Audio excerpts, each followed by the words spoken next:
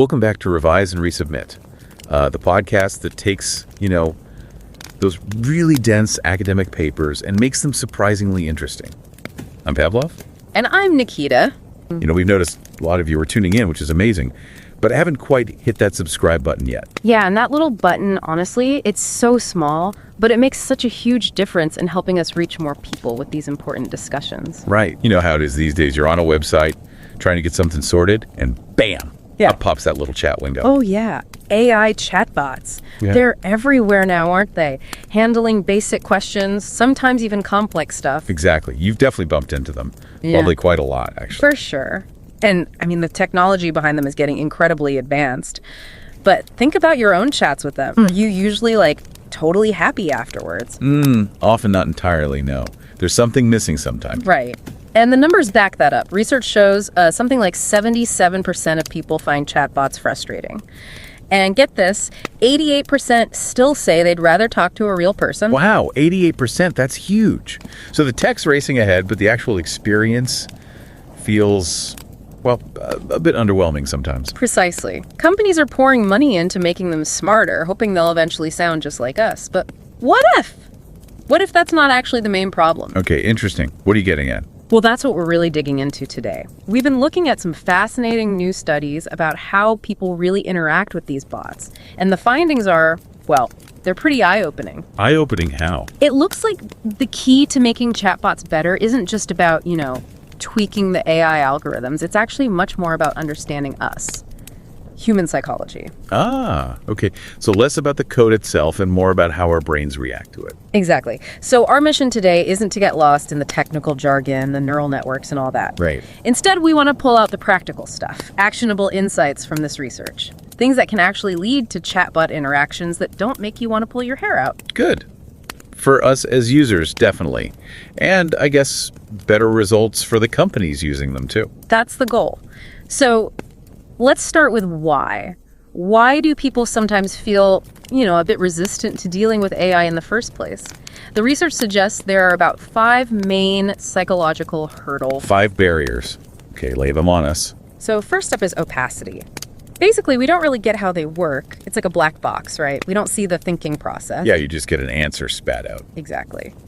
Then there's emotionlessness. We kind of see AI as, not great at things needing empathy or understanding feelings. Right. Can I really understand how annoyed I am about my delayed package? Probably not. Then barrier number 3 is rigidity. This feeling that AI just follows rules and can't really handle unique situations or my specific needs. Like it's stuck in its programming. Sort of. 4th is autonomy. A bit subtle, this one. It's the feeling that using AI might reduce our own sense of control over things. Yeah. And finally, just the basic fact of its non-human nature. We just inherently treat something differently if we know it's not human. So these aren't just minor annoyances, they're like fundamental psychological reactions. Pretty much. They stem from how our brains are wired, our social norms. It's not just that people dislike badly designed bots. There are underlying reasons we're wary of AI interaction generally. Okay, that's really interesting. So how do we actually get past these barriers then, if they're so deep-rooted? Well, the research offers some practical pointers. For opacity, be more transparent. Explain the why behind an AI decision, even briefly. Makes sense. Demystify it a bit. Right. For emotionlessness, especially in roles like a personal assistant where you want a bit of connection, maybe give the AI a name. Simple, but it can help. Humanize it slightly. Yeah. To counter that rigidity feeling, stress that the AI learns, it learns your preferences, that suggests it's adaptable, not static. Okay. For autonomy, give the user some control. Let them name an avatar, maybe customize settings. It gives them a stake. A little bit of agency. Exactly. And finally, with the non-human thing, don't try to pretend the AI is conscious. Focus on what it can do, the practical benefits. It's a tool, a very capable one, but a tool. Got it. Those are useful starting points. Now let's zero in on the chatbots themselves. What specific tricks or techniques did the research uncover? Okay, yeah. Some really specific, quite surprising findings here. One really effective strategy. Label your chatbot as constantly learning. Constantly learning, that's it. Seems simple, right? But the study found customers were significantly more likely, we're talking up to 17% more likely to actually trust and follow the suggestions from a bot framed that way. Wow, 17%. That's a big difference just for a label. Why does that work so well? Well, it seems to hit that distrust we have of things being out of date. If it's constantly learning, it implies it's getting better, it's current. Like, think of a new employee, you expect them to learn and improve, right? So yeah, you cut them some slack, maybe trust their potential. Exactly. So the advice is use dynamic language. Talk about how it improves with new data, with feedback. Definitely avoid static stuff like, database last updated January 2023. Right, that just screams potentially obsolete. Okay, constantly learning. Good one. What else? Another big one. Prove your chatbot's accuracy. You need to show it actually works. Show, don't just tell. Precisely. Demonstrating real-world success was found to boost trust and how accurate people expect the bot to be by as much as 22%. 22%. Again, really significant. So less tech jargon, more results. Way more results. People trust what they can see works. Forget explaining the complex algorithms. Show them metrics. Like what kind of metrics? Things like, our bot handled 5,000 queries today with 90% accuracy, or 85% of customers found this chat helpful. Think of it like product reviews or testimonials, but for the chatbot. Oh, okay. Social proof, almost. Kind of, yeah.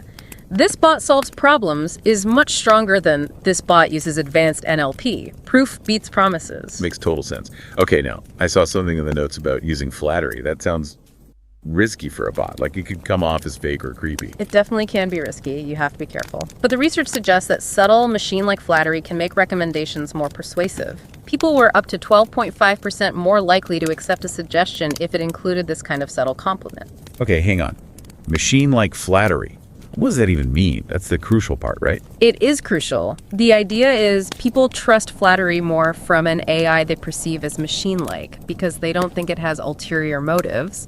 It's not trying to sweet-talk you like a salesperson might. So it feels more like an objective observation. Exactly. If the bot says something like, based on your browsing history, this item is a very logical fit, it feels data-driven. It's not, wow, you have amazing taste, you should totally buy this. Right, okay.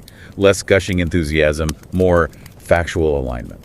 Precisely. So program the AI to offer these subtle agreements or compliments tied to data or user actions, but keep the tone very straightforward, very machine-like. Got it.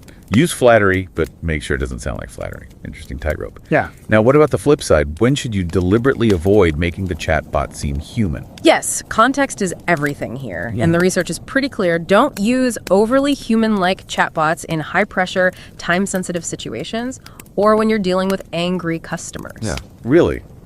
That feels a bit counterintuitive, doesn't it? Would you want more empathy then? You'd think so, right. But the data points the other way. In stressful scenarios like, say, trying to frantically rebook a canceled flight, a very human-like chatbot actually reduced satisfaction by almost 16% compared to a more direct machine-like one. 16% lower. Why? In those moments, people just want speed, clarity, get it done. They're not looking for chit-chat or simulated empathy.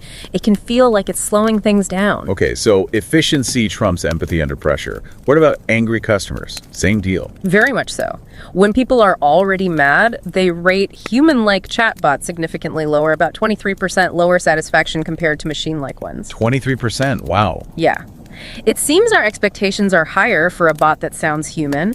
We expect more understanding, more effective problem solving, and when it inevitably falls short because it is still a bot, the disappointment is much greater. So if someone's already fuming, a bot trying to be overly friendly or empathetic just makes it worse. It can definitely backfire.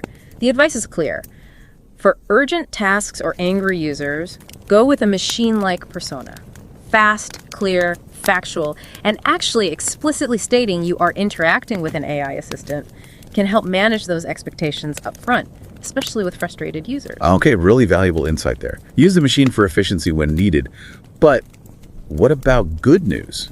If the bot is approving something or giving a refund, still robotic? No, that's where it flips again. The research found that customers actually rate companies higher, about 8% higher, when positive news is delivered by a more human-like chatbot. Okay, so good news gets the warm touch. Why the difference? It taps into our psychology. We tend to feel good about positive outcomes, maybe attribute them partly to ourselves. A human-like delivery seems to amplify that positive feeling. So instead of just loan approved, something more like... Exactly. Something like, hi, I'm chatbot Clara, great news, your loan application has been approved. It feels more celebratory, more rewarding than a flat, impersonal statement. Interesting. Tailoring the tone to the news itself. What about sensitive situations, things people might be embarrassed about? Right. In those cases, it swings back towards machine-like. The research showed people feel more comfortable with clearly labeled non-human AI when dealing with potentially embarrassing topics. They were about 11% less likely to engage with a human-sounding bot for things like, buying personal care items or asking sensitive health questions. Why is that? Is it like they don't want the judgment they might feel from a human? That seems to be the core of it. People perceive the AI as non-judgmental. It doesn't understand embarrassment or social awkwardness. So interacting with a machine-like entity feels safer, less exposure. Less potential for feeling judged. Exactly. So for sensitive products or services, lean towards that clearly identified, straightforward, non-human bot persona. Okay. Persona depends heavily on the context. Now, what about how these things look? Lots of chatbots have little avatars. Does that matter? It absolutely matters. And here's a surprising one. Be careful with overly cute avatars, especially when trust is important. Customers were actually more likely, 23.5% more likely to follow advice from bots with avatars rated as low cuteness. Wait, really? So the big-eyed, smiley, cartoonish ones might actually be less effective in some cases? In contexts where competence and trust are critical, yes. High cuteness can, perhaps unintentionally, make the bot seem less competent, less serious, less trustworthy. Think about getting medical advice or financial planning help. Yeah, you probably don't want advice on your mortgage from something that looks like a plush toy. Exactly. So the recommendation is avoid super cute, whimsical avatars for trust-critical interactions. Opt for more neutral, professional, or low cuteness designs. And make sure the messaging around it emphasizes competence and reliability. Serious avatar for serious business. Got it. Okay, you also mentioned something about tailoring the approach based on how much someone already knows about AI. Yes. This is interesting. It seems that for people with less AI knowledge, framing the AI as sort of superhuman can actually make them more receptive. Superhuman? How so? People with lower AI literacy were found to be about 31% more willing to use AI products and 29% more likely to see AI as almost magical if it was presented in terms of its powerful capabilities. So for newbies, focus less on the how it works and more on the wow, look what it can do. Pretty much. Highlight the impressive results, the almost superhuman abilities like processing vast amounts of data instantly, rather than getting bogged down in the technical details.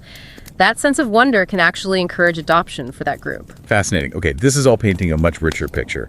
It's definitely not just about having the smartest AI, it's so much more nuanced. It really is. It boils down to understanding that it's not a one-size-fits-all situation. The best persona, human-like or machine-like, really hinges on the specific moment, the specific tasks. Right. Human-like for good news, maybe building rapport? Exactly. And machine-like for speed, efficiency, handling sensitive stuff, or when users are stressed or angry. Which brings us to that pro tip I saw, noted down the idea of adaptive chatbots, ones that can change their style. Yes, that's kind of the next level, potentially. The ideal might be a chatbot that can actually shift its communication style during the conversation based on what's happening. So it could start out friendly, but if I get frustrated, it switches to being more direct. Potentially, yes. Or maybe it uses a more human-like conversational style if it suspects fraud, trying to build rapport to get more info, but then becomes very direct and machine-like if it confirms the fraud and needs to lock an account quickly. Wow. A chatbot that can actually, read the digital room. That's the direction things are heading. And speaking of nuance, another small detail from the research, the power of simple interjections. Interjections, like what? Like, oh my, or or got it. When bots use these little conversational fillers, users perceive them as listening better, as being more attentive by about 17.5%. Just those tiny words make people feel more heard. Apparently so. It mimics the natural rhythm of conversation, those little acknowledgments we give each other, makes the bot feel less like it's just processing commands and more like it's engaged. But you'd have to use them carefully, right? So it doesn't sound fake. Oh, absolutely. Stutteringly, strategically, enough to enhance the flow, not so much that it feels forced or, weird. Okay. So many subtle psychological levers to pull. Now let's talk about managing user expectations and building that crucial element, trust. Crucial is right, and one factor here is simple speed. The research found that faster responses from algorithms are generally seen as more accurate. Faster predictions lead to more trust, about 6% more trust, on average. Faster feels smarter, basically. It seems so.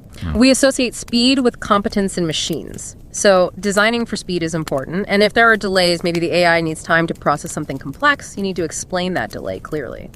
Manage the expectation. Okay, design for speed, explain delays. What else builds trust? Highlighting the human involvement in the AI's creation. Phrases like built with expert input or developed by our team of specialists actually increase trust and how helpful people perceive the bot to be. So don't pretend it's purely AI magic, but don't pretend it's fully human either? Exactly. Frame it as a collaboration. Human expertise guiding powerful technology. That seems to be the sweet spot. Avoid making it sound totally autonomous or overly human-like if you want maximum trust. Finding that balance, okay. Yeah. What about when people start expecting more from AI, like companionship? Yeah, the research touched on that too. It seems people often have quite one-sided expectations when it comes to AI friends or romantic partners. That can lead to disappointment. So maybe don't position your chatbot as a potential best friend. Probably not. It seems AI is better accepted in roles where that deep emotional connection isn't the main point. Think tutors, mentors, productivity assistants, complementary roles. Right. Helpful assistant, not soulmate. Got it.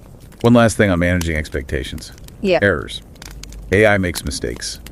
How do you handle that without damaging trust too much? This is interesting. The research suggests framing errors as algorithmic errors rather than human-like mistakes leads to less negative reaction. So saying the algorithm encountered an anomaly is better than, oops, I made a mistake.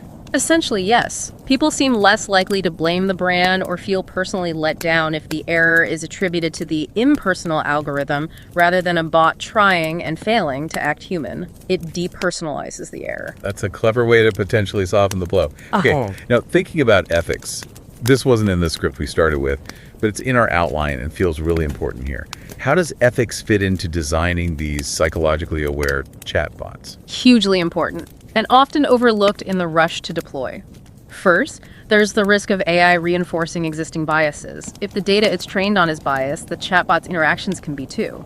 Responsible deployment is key. Right, and there are frameworks for that. Yes, one useful one is the assurance framework. It covers things like autonomy, user control, security, sustainability, representativeness, avoiding bias, accountability, non-biasedness, crediting sources, and empowerment, helping users. Marketers, developers, everyone needs to think about these. So making sure the AI isn't just effective, but also fair and safe. Exactly. And related to that, the research highlighted risks with using humor. AI trying to be funny can easily misfire and unintentionally target or stereotype marginalized groups. Caution is definitely needed there. Humor is tricky even for humans. Very true. Another ethical point ties back to the persona. Making a chatbot more human-like might actually reduce unethical user behavior towards it, possibly because it fosters a sense of empathy or even guilt. Interesting. So a more human bot might be treated better. Potentially. And finally, a huge ethical consideration is vulnerable users. AI can make services more accessible, which is great, but an unhelpful, biased, or confusing AI interaction can be particularly harmful for someone already in a vulnerable situation. There are real reputational and even legal risks there. Definitely a lot to consider, beyond just making the chat feel good. Okay, we have covered a ton of ground today. If you had to boil it all down, what's the single biggest takeaway from all this research? I think the absolute key thing is this. Fixing chatbots, making them genuinely better, isn't just about throwing more advanced tech at the problem. It's fundamentally about understanding human psychology. Right. It requires really thinking about how different design choices, the words used, the speed, the avatar, the persona, impact how users feel, how much they trust, and whether they actually have a good experience. It's about smarter, more human-aware implementation. So for you listening, whether you build these things, manage them, or just use them applying these kinds of psychological insights is really the path forward. It can lead to chatbots that are actually helpful and pleasant to use, which is good for everyone. Absolutely. Better experiences, better perception, better outcomes. It really makes you think, though. As AI gets more and more woven into our lives, how is our own understanding of what human-like even means going to change? What new psychological wrinkles will pop up as we build deeper relationships with these machines? That's the big question, isn't it? Yeah. Finding that balance between cold efficiency and genuine empathy in the future of AI, definitely something to mull over. And don't forget to subscribe to Revise and Resubmit on Spotify and Apple Podcasts. Until next time, keep those minds curious, keep questioning, and keep revising and resubmitting.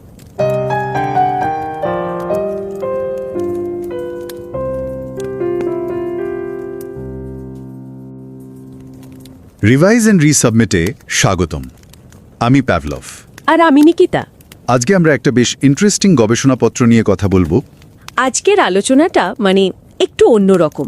আমরা তো প্রায়ই নতুন প্রযুক্তি নিয়ে কথা বলি, কিন্তু আজ দেখব প্রযুক্তির পেছনে যে মনস্তত্ত্ব কাজ করে, বিশেষ করে এআই চ্যাটবটের ক্ষেত্রে, সেটা কিভাবে গ্রাহকদের অভিজ্ঞতাকে আমূল বদলে দিতে পারে। একদম ঠিক। আমাদের কাছে হার্ভার্ড বিজনেস রিভিউ আর ওয়ার্টন স্কুলের কিছু বেশ ইন্টারেস্টিং বিশ্লেষণ আছে, আর সেগুলো এটাই বলছে যে চ্যাটবটকে আসলেই কাজের বানাতে গেলে শুধু ভালো এআই বানালেই হবে না, মানুষের মনটা বোঝাটাও আসলে খুব জরুরি হয়ে পড়েছে। তাহলে চলুন এই সোর্সগুলো একটু নেড়েচেড়ে দেখি কিভাবে মনোবিজ্ঞান ব্যবহার করে চ্যাটবটকে আরও কাজের আর ব্যবহারকারী বান্ধব করা যায়। আমাদের লক্ষ্য হলো কিছু কৌশল খুঁজে বের করা, যা সত্যি ব্র্যান্ডের ধারণা আর গ্রাহক সম্পর্ক দুটোই ভালো করতে পারে। আচ্ছা, তো প্রথমেই সমস্যাটা দেখি। কোম্পানিগুলো তো দারুণ সব মডেল ব্যবহার করছে, তাই না? যেমন ধরো ChatGPT 4.5, যাকে নাকি প্রায় 3/4 মানুষ আসল মানুষ ভেবে ভুল করে। হ্যাঁ, এতটাই উন্নত। কিন্তু তারপরেও 77% ব্যবহারকারী বলছেন তারা চ্যাটবটে বিরক্ত, আর 88% এখনও মানুষের সাথেই কথা বলতে চান। এত ভালো টেকনোলজির পরেও এই অবস্থা কেন? কারণটা যেমনটা বলছিলাম, প্রযুক্তিতে নয়, এটা আসলে মনস্তত্ত্বের ব্যাপার। হার্ভার্ড বিজনেস রিভিউয়ের একটা গবেষণা বলছে, ধরুন একই কথোপকথন হলো, মানুষ কিন্তু চ্যাটবটের চেয়ে মানব এজেন্টের সাথে কথা বলে প্রায় 8.5% বেশি সন্তুষ্ট হয়। ও, কিন্তু মজাটা অন্য জায়গায়। যখন চ্যাটবটের সুবিধাগুলো, যেমন ধরুন চটজলদি উত্তর বা 24 ঘন্টা স্বাদ পাওয়া যায়, এইগুলো পরিষ্কার করে বলা হয়, তখন সন্তুষ্টি প্রায় 37% বেড়ে যায়। 37%? বলেন কি, মানুষের চেয়েও বেশি? হ্যাঁ, মানুষের চেয়েও বেশি। মানুষ আসলে বুঝতে চায় বটটা তাদের ঠিক কী কাজে লাগছে বা কী সুবিধা দিচ্ছে। শুধু টেকনোলজি ভালো হলেই হবে না। বাহ, তার শুধু সুবিধাটা বুঝিয়ে বললেই এতটা ফারাক? এটা তো দারুণ ব্যাপার। আচ্ছা, তাহলে কিছু মনস্তাত্ত্বিক কৌশল নিয়ে কথা বলি। যেমন হার্ভার্ড বিজনেস রিভিউ বলছে, বটকে যদি ক্রমাগত শিখছে বা কনস্ট্যান্টলি লার্নিং এইরকম একটা লেবেল দেওয়া হয়, তাহলে নাকি গ্রাহকরা এর পরামর্শ 17% বেশি শোনেন। এটা শুনতে একটু বেশি সহজ লাগছে না? শুধু একটা লেবেল, এতেই কাজ হবে? ব্যাপারটা সহজ শোনালেও এর পেছনে যুক্তি আছে। কিন্তু দেখুন, মানুষ তো স্থির বা পুরনো তথ্যের ওপর অতটা ভরসা করতে চায় না, তাই না? তা ঠিক। তো এই শিখছে লেভেলটা একটা ধারণা দেয় যে বটটা সময়ের সাথে উন্নত হচ্ছে, অনেকটা নতুন কর্মীর মতো, যা ছোটোখাটো ভুল আমরা ক্ষমা করে দিই। এটা এক ধরনের প্রত্যাশা তৈরি করে, আবার বিশ্বাসও বাড়ায়। তবে হ্যাঁ, বট যদি বারবার বড় ভুল করতেই থাকে, তখন এই লেভেলও কিন্তু আর বিশ্বাস ধরে রাখতে পারবে না। বুঝলাম। আচ্ছা, আরেকটা কৌশলের কথা বলছিলেন, কর্মক্ষমতার প্রমাণ দেখানো। টেকনিক্যাল ডিটেলস না দিয়ে যদি বলা হয়, আজ 4500টা প্রশ্নের উত্তর দিয়েছে, 94% সঠিকভাবে, এরকম কিছু, এতে নাকি বিশ্বাস প্রায় 22% বাড়ে। একদম, এটা অনেকটা সোশ্যাল প্রুফের মতো কাজ করে। মানুষ দেখতে চায় বটটা আসলে কতটা কাজের। জটিল অ্যালগরিদম বা ভেতরের কারিগরি ব্যাপার নয়, ফলাফলটাই তাদের কাছে বেশি গুরুত্বপূর্ণ। বটটা অন্যদের সাহায্য করতে পারছে কিনা। আচ্ছা, হার্ভার্ড বিজনেস রিভিউ তো সূক্ষ্ম প্রশংসার কথাও বলেছে, সাবটল ফ্ল্যাটারি। যেমন, এই ব্যাগটা আপনার যা রুচিশীল স্টাইল তার সাথে দারুণ মানাবে। এই ধরনের কথা বললে নাকি সুপারিশ গ্রহণের সম্ভাবনা 12.5% বেড়ে যায়। হ্যাঁ, বলেছে। কিন্তু এটা শুনতে একটু কেমন যেন লাগছে না? একটু বেশি চাপিয়ে দেওয়া বা চালাকির মতো মনে হতে পারে না? হ্যাঁ, সেই ঝুঁকিটা অবশ্যই আছে। আর এখানে ওয়াটনের গবেষণাটা একটা জরুরি পার্থক্য তুলে ধরেছে। প্রশংসা যদি খুব বেশি মানসিক বা ব্যক্তিগত মনে হয়, তখন মানুষের উদ্দেশ্য নিয়ে একটু সন্দিহান হতে পারে। তাই হয়তো একটু যান্ত্রিক বা অপ্রত্যাশিত প্রশংসা বেশি কাজে দিতে পারে। আসল কথা হলো ব্যালেন্স রাখা। আচ্ছা, আর চাপের মুহূর্তগুলো, ধরা যাক ফ্লাইট বাতিল হয়েছে, তখন কি হবে? বট কি সহানুভূতি দেখাবে? সত্যি বলতে আমার নিজেরও অভিজ্ঞতা আছে। ওই সময়ে লম্বা সহানুভূতি শোনার চেয়ে তাড়াতাড়ি সমাধান পেলেই যেন বেশি ভালো লাগে। আপনার অভিজ্ঞতাই একদম ঠিক। ওই সময় বেশি মানবীয় আচরণ, যেমন ধরুন সহানুভূতি দেখানো, এটা বরং বিরক্তির কারণ হতে পারে। মানুষ তখন চায় দ্রুত সোজাসাপটা সমাধান। তাই বটকে তখন একটু যান্ত্রিক হওয়াই ভালো, মানে সরাসরি কাজের কথায় আসা উচিত। কিন্তু ভালো খবর দেওয়ার সময় ঠিক উল্টোটা, যেমন ধরুন লোন অ্যাপ্রুভড হলো বা রিফান্ড পাওয়া গেল। ঠিক তাই, তখন মানবীয় আচরণটা কিন্তু সন্তুষ্টি বাড়ায়। হার্ভার্ড বিজনেস রিভিউ দেখেছে একটা মানবীয় বট যখন ভালো খবর দেয় তখন কোম্পানির রেটিং প্রায় 8% বেড়ে যায়। আসলে মানুষ তো ভালো ফলাফলের কৃতিত্বটা একটু নিজের সাথে জুড়তে পছন্দ করে, তাই না? হ্যাঁ, তা তো বটেই। আর একটা উষ্ণ মানবীয় বার্তা সেই অনুভূতিটাকে আরও একটু উস্কে দেয় না, যেমন সাধারণ বারবার করা কাজগুলোর জন্য বট ভালো, যেমন ধরুন অর্ডার ট্র্যাক করা বা কোনো আপডেট দেওয়া। একদম, বেশি পরিমাণে রিপিটেটিভ কাজের জন্য বট দারুণ। কিন্তু যেখানে ব্যাপারটা একটু জটিল বা আবেগ জড়িত বা সংবেদনশীল, যেমন ধরুন স্বাস্থ্য বা টাকা পয়সার পরামর্শ কিংবা কোনো সংকটময় পরিস্থিতিতে সাহায্য, সেখানে মানুষ বা অন্তত মানুষের তত্ত্বাবধানে থাকা বটই ভালো। কারণ এগুলোতে ভুল করার ঝুঁকি বেশি আর সহানুভূতিরও প্রয়োজন হয়। এই ব্লুপ্রিন্টে বটকে কখন মানবীয় আর কখন যান্ত্রিক দেখানো উচিত সে বিষয়েও তো কিছু উদাহরণ ছিল, তাই না? যেমন আপনি বললেন ভালো খবর দেওয়ার জন্য মানবীয় বট ভালো। ঠিক।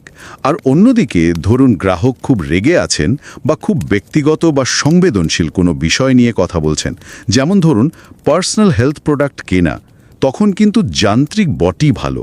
যান্ত্রিক বট কেন?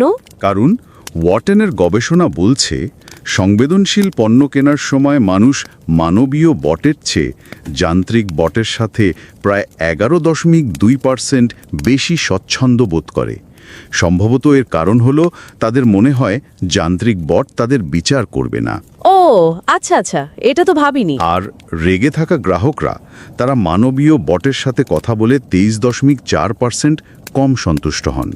সম্ভবত ওই অতিরিক্ত সহানুভূতি বা মানবীয় ভঙ্গি তাদের আরও বিরক্ত করে। তার মানে পরিস্থিতি বুঝে বটকে কখনো মানবীয় কখনো যান্ত্রিক রূপ দিতে হবে।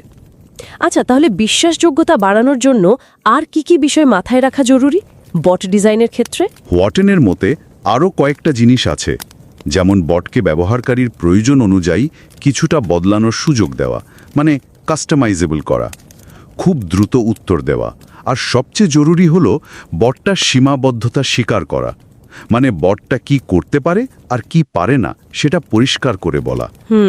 আর অবশ্যই নৈতিকতার প্রশ্নটা, এটা খুব গুরুত্বপূর্ণ। বট যেন কোনোভাবেই পক্ষপাতদুষ্ট না হয় বা ভুল তথ্য না ছড়ায়। ওয়াটন একটা কাঠামোর কথাও বলছে, অ্যাসিওরেন্স ফ্রেমওয়ার্ক নামে। অ্যাসিওরেন্স সেটা কি? এটা বট ডিজাইনের সময় কিছু বিষয় নিশ্চিত করতে সাহায্য করে, যেমন স্বায়ত্তশাসন, অটোনমি, নিরাপত্তা, সিকিউরিটি, স্থায়িত্ব, সাস্টেইনেবিলিটি, প্রতিনিধিত্ব, রিপ্রেজেন্টেশন, জবাবদিহিতা, অ্যাকাউন্টেবিলিটি, নিরপেক্ষতা, নন ডিসক্রিমিনেশন, কৃতিত্ব, ক্রেডিট এবং ক্ষমতায়ন, এমপাওয়ারমেন্ট।